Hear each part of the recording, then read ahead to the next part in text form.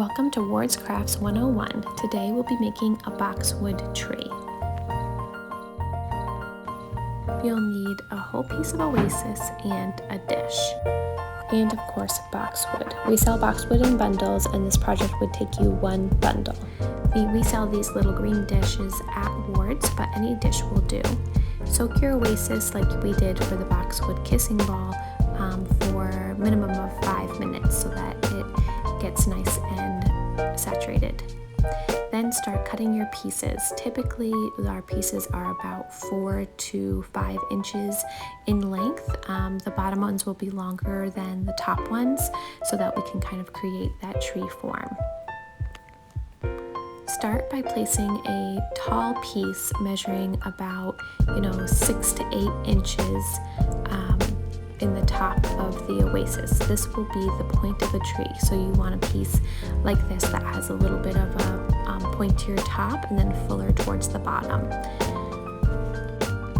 Erin begins to place her pieces into the oasis, starting with a longer bottom piece so she can get kind of the length that she wants to work with down there, then filling in the top around the point with smaller 2 to 3 inch pieces.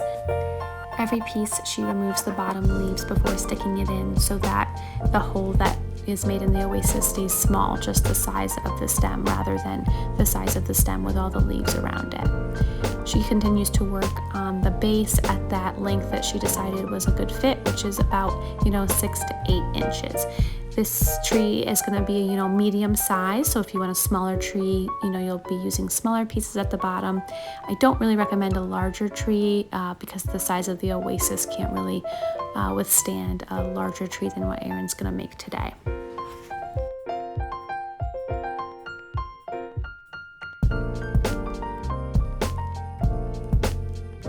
Erin continues to fill in on the top and the bottom, working the smallest pieces that she's going to use at the top and the largest pieces she's going to use at the bottom to kind of frame out her tree shape.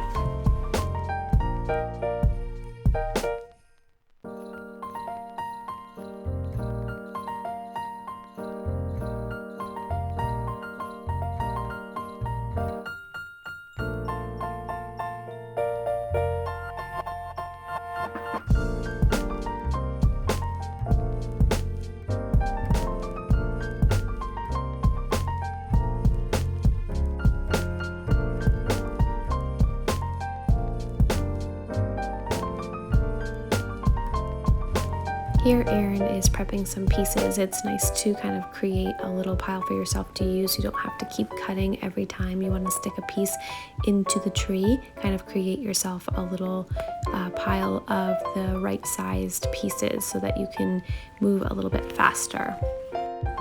As she gets towards the middle of her tree, she is, choosing a slightly smaller size again than the pieces that she put at the base. So you kind of just work your sizes up from large to small, working from the bottom so that you get that nice tree form.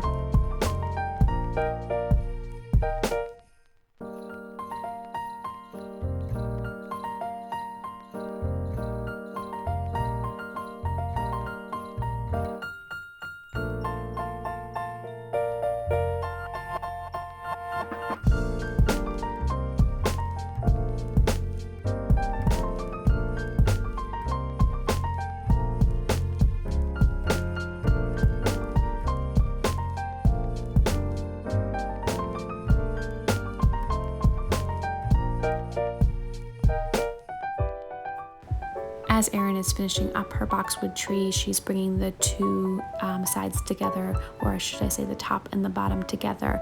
The top being where she used the shortest pieces of boxwood and the bottom where she used the longest. She's now using kind of intermediate pieces to mold those two lengths together. It's a good way to kind of get a nice tree form to start from the bottom and the top and work them together so that you have, the wideness at the base that you want and the smaller, more pointiness of the top, and then molding them together with pieces that are the correct length to kind of get you that nice diagonal tree form.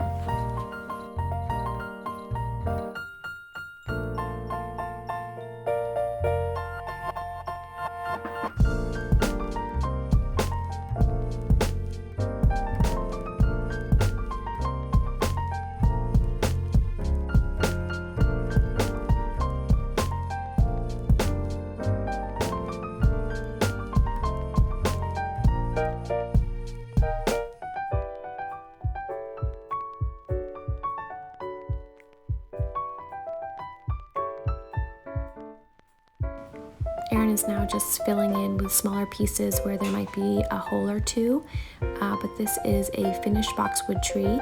We typically put bows on ours, which we will show you how we kind of place those next. The bow video is in the kissing ball tree video towards the end if you would like to watch how to make these little cute bows. Feel free to download our tip sheet, which is on our website, wardsnursery.com, and happy crafting!